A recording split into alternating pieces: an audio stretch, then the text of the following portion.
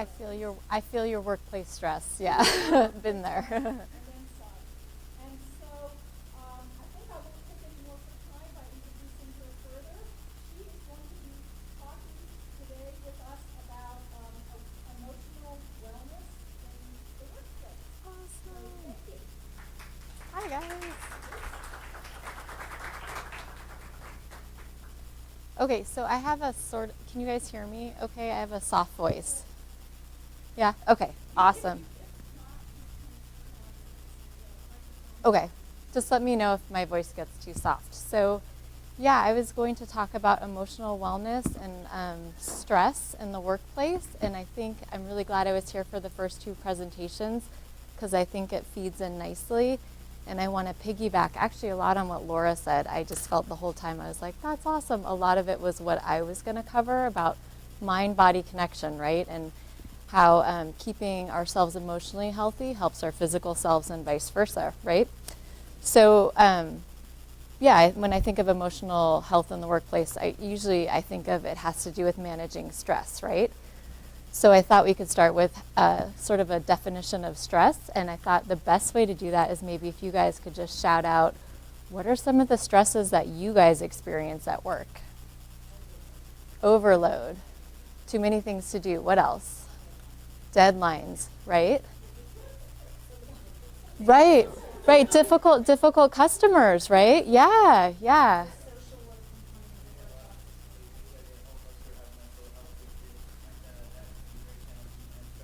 Yes, you know what, and I know as a social worker up at Chomp, where do we send our patients to use the internet? The library. So I'm sorry. No. I'm sorry, it's my fault. No. Okay, good. What else? So difficult. Right, coworker, right? Yes, exactly, right? Yeah, right? Okay, good. What? Anything else that you guys can think of? Yeah, right. Technology, right? And when it fails, right? Maybe dealing with, I don't know, like the lack of confidence, like if you're faced with a challenging or difficult task, you really gotta pull it off. Brilliant. So there's internal pressures too, right? And feeling like you really want to do a good job. So pressures we put on ourselves. So beautiful. So there's pressures from the outside, right? Customers, deadlines, pressures from the inside, wanting to perform well. So that's perfect. I think that's a perfect definition of stress, right? So it's pressures from the outside and pressures from the inside. Yes?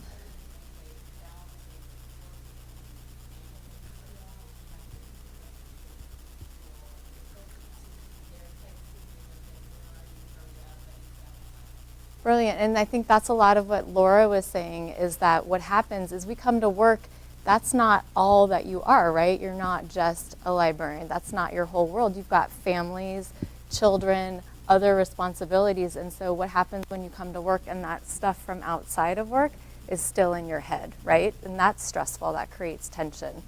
Good. So is that a pretty good definition of stress? Yeah. So how does it show up in your bodies? How does it show up in your minds? Can you guys just shout out like how does? Right. So physically, like lots of you guys are saying like neck, shoulder, what else? Jaw, tension. Yeah, good. Stomach. Oh, that's a good one. What else? Tight, tense. So lots of physical ones. Yeah. What if? Okay, good. Excellent. So exhaustion, just feeling maybe some lack of motivation, right? You start to feel like, oh, I can't possibly do this. Good. What else? Anxiety. What does anxiety feel like to you guys? Shaky. Good. What else? Right. Do you get the racing, like your brain starts racing and you can't quite focus in and think clearly? Good. And this is why I'm so glad I was here for Laura's, is because she was talking about the fight or flight response. And at its core, when we feel stress, it's a fight or flight response. And that's what she was saying, that cortisol, the adrenaline, it gets your brain rolling, it gets your heart pumping, right? And it gets you kind of a little shaky, can't focus, not sure what to do, I got to get out of here, right? So that's basically what stress is. It's basically our fight or flight response, is the alarm is going off. And at its core, fight or flight is actually a good thing. Why do we even have fight or flight?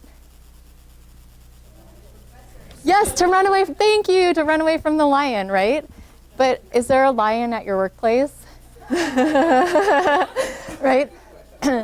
Okay, so this is, I think the way I like to say it is, so there's the real fight or flight dangers, right? Like the lion chasing after us, and fight or flight is good because it gets us motivated, it gets us organized, it gets us prepared to do things. But when we're in a chronic state of stress and we're always having the fight or flight and there is no lion to run away with, we're just having these symptoms all the time, and that breaks down our bodies. Because when you have a lion and you have to run away from it, what happens when you run? What does running do to our bodies? Exercise. It relieves the stress, right? But are you guys able to just like take off from work, see, I'm gonna go jog a marathon, right? No, you guys are stuck kind of in this chronic state. So one of the things that she talked about was breathing, and I know it seems really simple, but so this is my geek out science brain. I love it. There's actually scientific proof that breathing, what it does is it triggers this nerve called the vagus nerve. Have you guys heard of it? Some of you? Yeah. Okay. So it's your 10th cranial nerve. So it runs from your brain. It innervates your heart, your stomach, your bladder, your intestines, and your colon. So adrenaline is your fight or flight response, right, from your adrenal glands. There's an opposite. There's the rest and digest, and that's your vagus nerve. It's the business as usual. So when you breathe rhythmically, when you breathe deeply, it stimulates that vagus nerve, and it calms down your heart rate. It lets you digest normally. Does that make sense? So it's actually like the antidote. So I think I'm really glad that she brought up all that stuff about breathing. Yay, breathing. So I know you guys had some breathing before, but we're going to do a little breathing exercise. That was it. The other piece I really wanted to talk about is that our fight or flight response is triggered by the actual bear or lion, but it's also triggered by our perception of danger. Does that make sense? What does that mean? What's the difference between the actual lion chasing us and us perceiving there's a lion chasing us? In your body's response, right? But is there a difference in how we could handle the situation? How so? What do you guys think? Yeah. Okay. Let me read a little story for. Yes. Should I turn this on? Are you guys still able to hear me? Okay. So I have a story for you, and it's called the Dandelion Story. Have you guys ever heard this? And it's a story to be mindful of, right?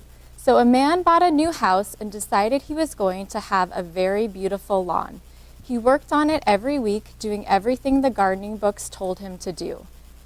His biggest problem was that the lawn always seemed to have dandelions growing where he didn't want them to grow. The first time he found the dandelions, he pulled them out, but they grew back. He bought weed killer and this worked for some time until they appeared again after the summer rains.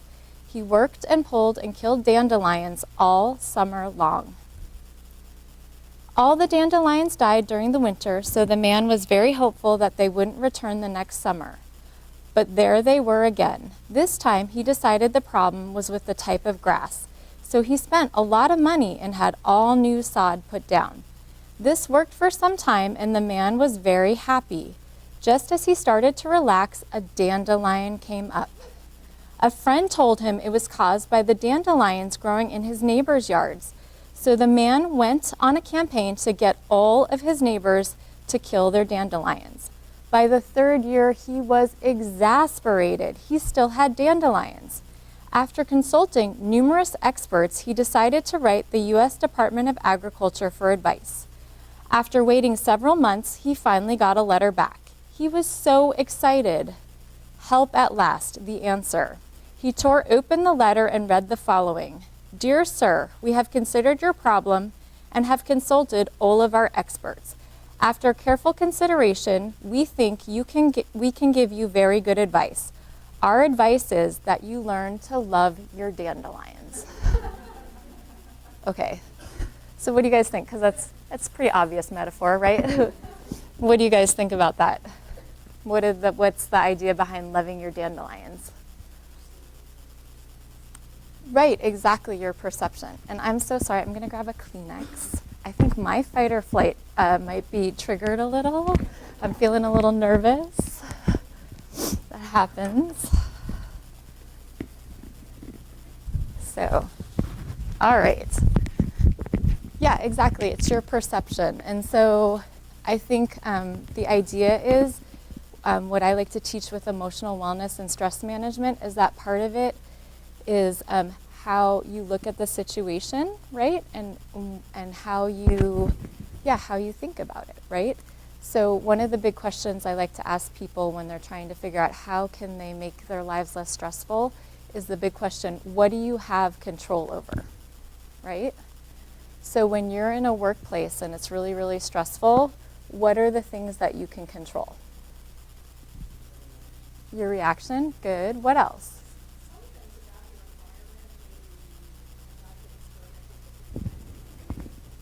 Oh, brilliant. Yes.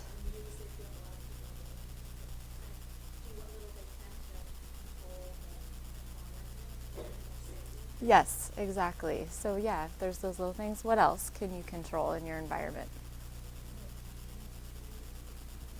Good. Right, it's sort of like, yes, okay, so when we talk about how being attached to a situation, right, it's your reaction, how you choose to take it. So like when you're talking about customers being angry, right, how do you end up feeling after those interactions? Right. Annoyed, right. So what is it, yeah, exactly. So what is it with customers that works you up? Well, I just think you have to like tell yourself. Right. I mean, like, you know, usually it's the person who's upset about the situation and not necessarily you. Sometimes they are, but you know, Yeah. you can either drag that home with you and let it ruin the rest of your day, or you can. Yeah. So yeah, there's a reason that song was so popular, right? But isn't that easy to say and hard to do? Right? So one of the things that I wanted to put out to you guys there too is, yeah, how do you in the moment do something to take care of yourself? Because I think, again, there's two parts to the management. There's how you can manage it outside the workplace, like everything they've been talking about, exercise, breathing, yoga, yes, go to yoga, definitely. But you can't do that right in the moment in work, right? You can't just drop down into downward dog when you're dealing with a difficult customer. So, or you could. But what do you think you could do in the moment to manage a difficult customer? Right. What happens when you take a deep breath? What did you guys find out when you were working with Laura and she did that fabulous breathing? How did you guys feel? Right. And so one of the things I wanted to share, the reason why I asked Anne to share about my background in terms of stressful work environments is because, yeah, I've worked in psychiatric units. I still work there. I work in all these places where, yeah, people are angry. People come to you and they're screaming. Child Protective Services, oh, the parents, the kids, everybody's inflamed. And one of the things that I found is the more calm you make yourself, the more you're able to breathe in the moment. It's funny how the calmer you are, the less need they have to be so worked up. And that's a hard thing, and so I don't want you to feel invalidated. It's very hard working with difficult customers, but it's more about, that's what the Dandelion Story is about. It's more about how do you find your point of control in the situation. Does that make sense? Right? And so you can't control the fact that they're going to be crazy, and it is crazy making, right? But you can control, okay, well, I'm doing the best that you can talk to yourself. You can control your thoughts to yourself, right? How many of you guys have ever done affirmations? Affirmations, like, yeah, do you guys remember Stuart Smalley, anyone? Right? I love myself and gosh darn it, people like me. Right? Stuart Smalley. So it's sort of funny and we chuckle at it, but what I've seen from my experience in all these years is it's a very powerful tool when we can get control of our thoughts. Because again, so the people on the outside are doing their thing, and you're absolutely right. It has nothing to do with you. I can guarantee you that, especially the patients I send over to you. I promise you, they're just having a really hard time. But then how do you take care of yourself? And part of that is taking care of your body, just like you practice your exercises for your shoulders. We also have to work our mind that way, and part of that is practicing healthier thoughts. So after a customer bamboozles us and we're like, oh my gosh, this is horrible. I didn't do it. I can't believe they were so upset. If there's some way for us to remind ourselves, no, I did well. I got their needs met and I got through it. I did it. I got through it and the next customer will be better. Or if there's a big deadline, right? Or if you're feeling like you're not quite where you should be with your work, what's more helpful? To tell yourself, okay, I'm going to do my best and I'm going to get through this, or to constantly tell yourself I can't do it? Which one seems more effective, right? And again, I know you guys are all like, okay, this lady is crazy, but it's just like with the yoga, it takes time. I think the thing about yoga and the physical practices, I think they're a little easier to see the results, right? Because you can see your shoulders drop. You can feel your chest rise up. But with our thoughts, there's not a visual on them, right? And sometimes our negative thoughts are so ingrained and automatic, we don't even notice them. And I think, again, I was really happy about the mindfulness piece that Laura brought up, because being mindful in the moment is also figuring out, okay, am I upset right now because this deadline is too much? Or as B pointed, am I upset because I'm worried about my daughter at school? Am I upset in this moment because my coworker barked at me? Or am I still upset because of something, because I had a bad interaction with a customer? So when you start to figure out what it is that's upsetting to you, then you can deal with that more effectively. Does that make sense? Yeah. Okay. So, all right. So I wanted to just point out, there's an acronym that I like to teach people. It's HALT. Have you guys heard it? Hungry, angry, perfect. Hungry, angry, lonely, and tired.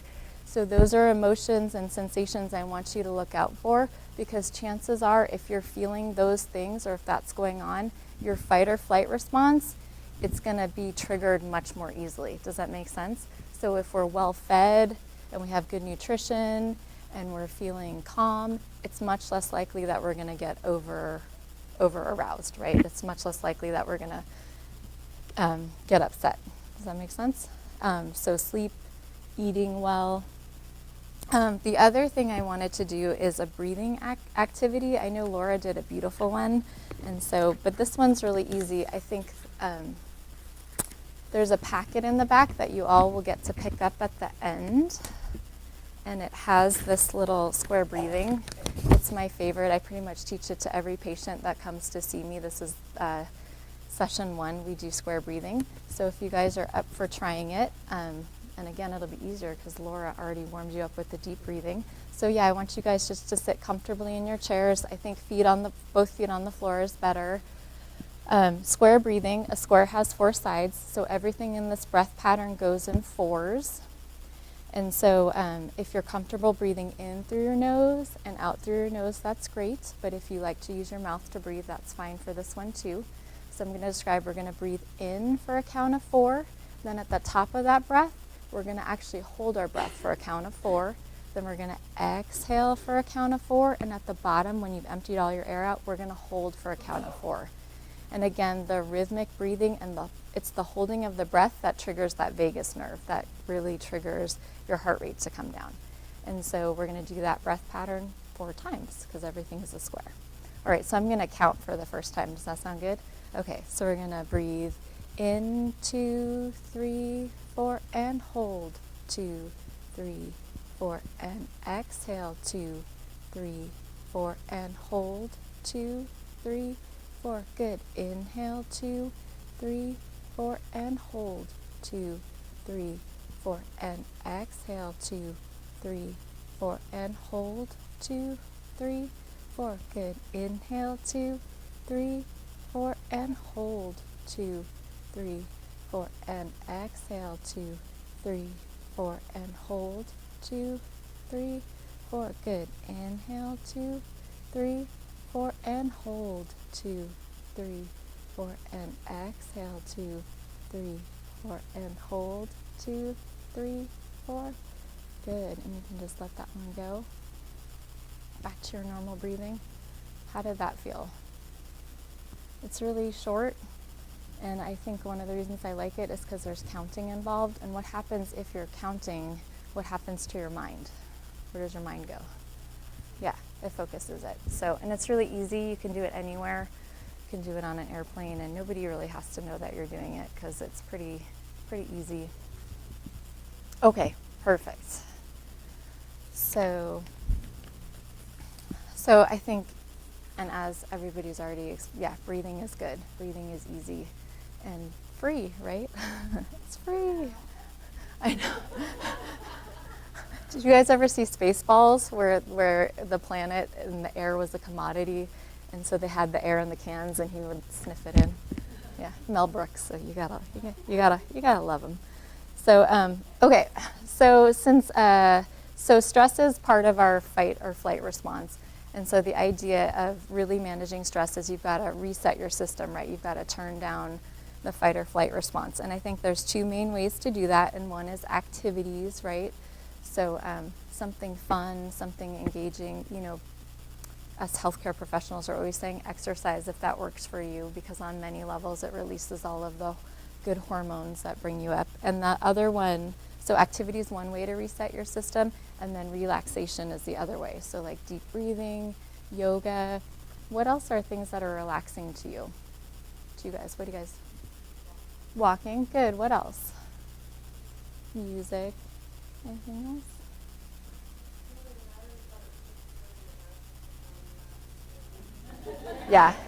Yeah, no, and swimming, jogging, running, hiking, they call them, they're rhythmic, they're repetitive, right? So they just get your brain in that zone, right? Where you're just calm. Does anybody like hot showers, bubble baths, right? Right, yes, hugging your pets, right? Hugging your pet lowers your blood pressure, right? Drinking a cup of tea, right? Having a conversation, yeah. What do you guys feel like are good strategies for you guys to use at work? I thought this might be a good opportunity too, if there's some for you guys. Do you guys ever chat with each other about how you manage your stress? What do you guys do to manage your stress at the workplace? Yes.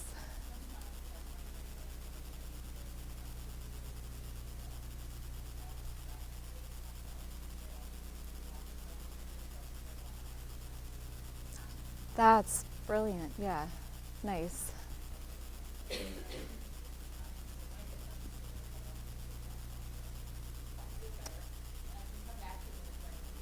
Right, and I think one of the things that Laura said that I was really glad she said that I want to emphasize is that if you're feeling stressed, are you going to do your highest quality work? No, because you guys were describing you kind of get the funny brain and the rapid heart. So if you take the walk, so maybe 15 minutes later you sit down, you're going to be more efficient, right? More focused, calmer, better able to tolerate. Yeah.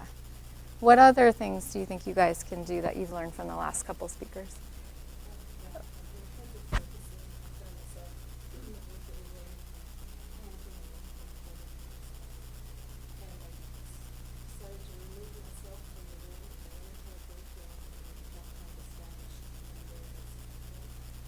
Nice.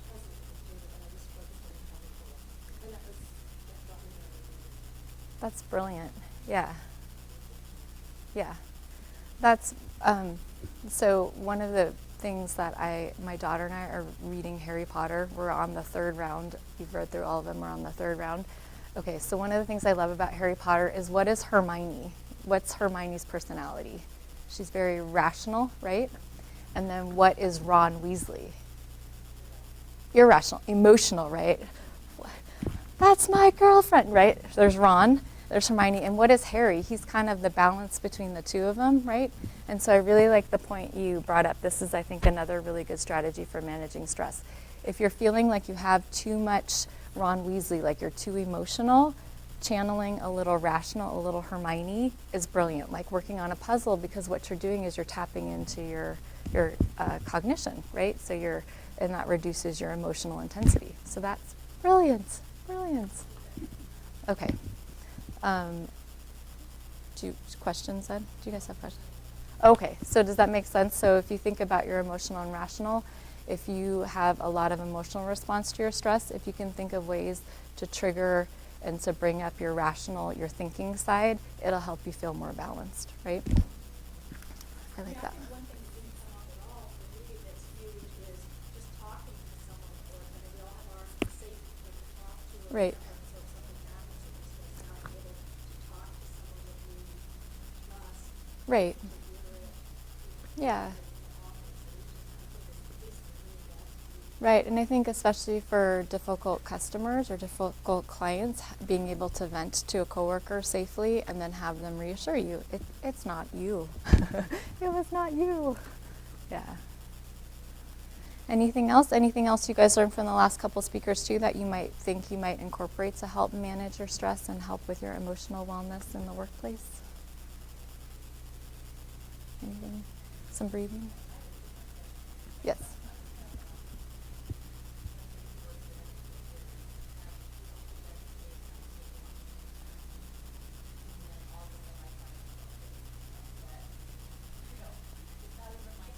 Right.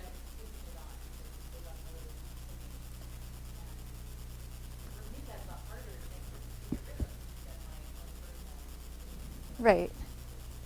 Yeah.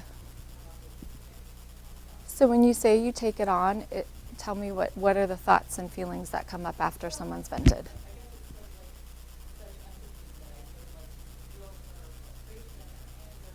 Right. Yeah. Do you end up in the position where then you feel like you need to do something to fix it? Or is it just a lot of emotion? So then it's just a lot of emotion? So I think for that, I think the deep breathing is really important. I think reminding yourself that almost like, I think the way they talk about it, just you can imagine having like an invisible force field, and can you just imagine the emotion just kind of like running down and like, okay. And if you could give, I know, if you could give the emotion a color, what color would it be? The feelings that you feel. Yeah. Are they dark, like black? Is it black? Is it ick? Is it like slime? Yeah, can you imagine it running down then? Can you imagine letting it go? So I think when we can kind of visualize our emotions and imagine letting them go, I think if there's ever a time for self-talk, right? And so if you're having a lot of emotion, turning up your rational side, which is reminding yourself, you know what?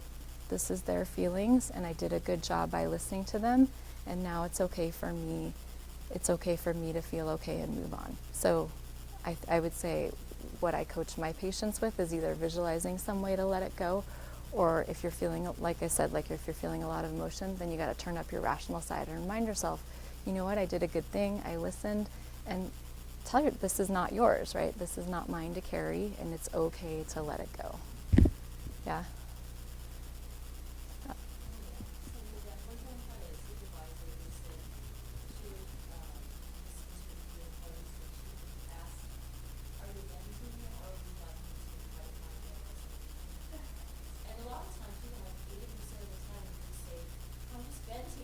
Right. Right.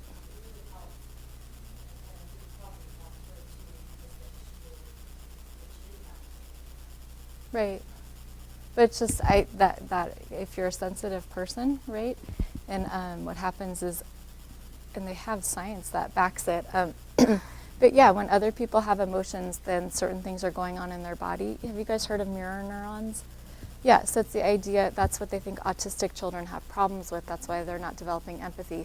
So when you see me upset, there's certain things going on in my brain. Certain parts of my brain are lighting up. Just by looking at me and seeing I'm upset, those same parts of my upset brain, the same places in your brain are going to light up, right? So then you get the sensation of being upset. Does that make sense? Which is why difficult patients are so hard when you're a kind, sensitive person, because it causes a physical response. But again, the thing is that it's all your brain, right? So if you're having a response in your brain where you're starting to feel upset, it takes practice, and I think yoga is one of the things that helps you be more mindful of it. You can override it, you know what I mean? So what they say is the emotional part of our brain is the midbrain, and this frontal part, this is processing and reasoning. So the idea is that you're having this emotional response here. We want to tap into this front part of our brain to tell us, it's okay, you can calm down, you're safe, right? You're okay, this is not yours to hold. Does that make sense? I have an idea. Do you guys want to, here, why don't you guys stand up? Since we're all about movement today. Okay, that's no problem. This won't take more than 4 minutes. Okay, so can you guys just shake your hands a little? And this is where the visualization piece comes in. This is what I talk to my patients about. So I just want you to imagine, just as you're shaking hands, yeah, and if you want to close your eyes, just imagine anything that's kind of tense in your body, just imagine it flying off your fingertips. And it's just going into the ground. You're just letting it go. Oh, you can, definitely. Or you know what? This is what my Reiki teacher does. She bends her knees. So you get a little bounce in your body. Good. Good. Excellent. And so then next, all I want you guys to do is take your arms up and take a big breath in. And I actually want you guys to bring your hands down your center and just imagine like you're just gently bringing some good, lovely energy over yourself. You can pick a color. I always think of like silvers and golds, but it's different for everyone. And just imagining you're just bringing down some good energy, and good. And then one more time, big breath in. And just bring down some nice gentle energy over yourself. Good. And then I want you guys to keep your knees bent and bring your hands out like this. And then we're gonna energetically sweep ourselves.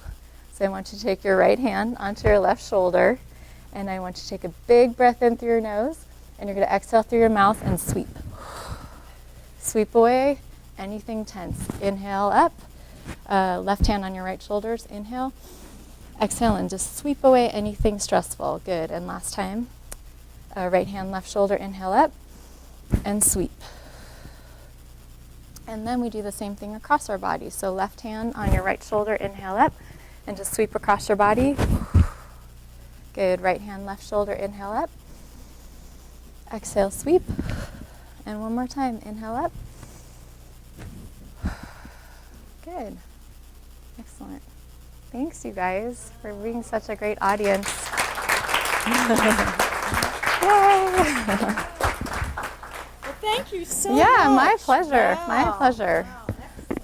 No, And you guys are be great. sure to take the hand Yes, out it has a little square breathing in there. And If are you guys available need for a it. few minutes if anybody wants to Oh, talk of to you course, offline? absolutely. So we are going to convene with our last speaker, Seth, who's in the back at 11:20 by my clock, which is... Oh, you need your stuff back. I'm so sorry.